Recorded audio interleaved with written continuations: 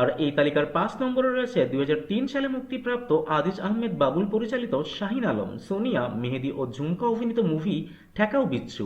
মুভিতে এত বেশি অশ্লীলতা ছিল যে এটা দেখার মতো ছিল না। আর এই তালিকার ৪ নম্বরে রয়েছে ২০০৩ সালে মুক্তিপ্রাপ্ত ডিরেক্টর স্বপন চৌধুরী পরিচালিত অমিত হাসান, পলি, ঝুমকা ও মিজু আহমেদ অভিনীত মুভি লাগাও বাজি। মুভির গানগুলো ছিল চরম অশ্লীলতায় ভরপুর।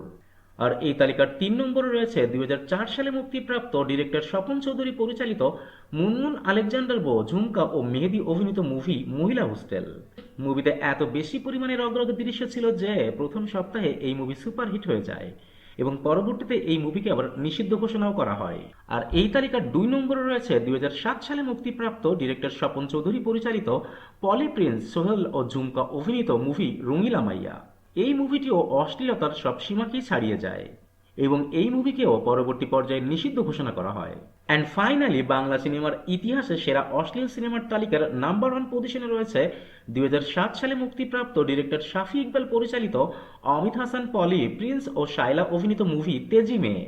মুভির গানগুলোতে এমন সব বেড সিনের অবতারণা করা হয়েছিল যে এটাকে বাংলা সিনেমা না বলে বি গ্রেডের ইংলিশ মুভি বললেও ভুল বলা হবে না। ইন্টারেস্টিং পার্ট হলো এই মুভিও কিন্তু প্রথম সপ্তাহে সুপারহিট তকমা পেয়ে যায়।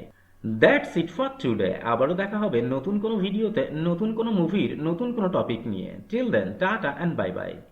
আর হ্যাঁ, please subscribe, comments and share করতে ভুলবেন না কিন্তু।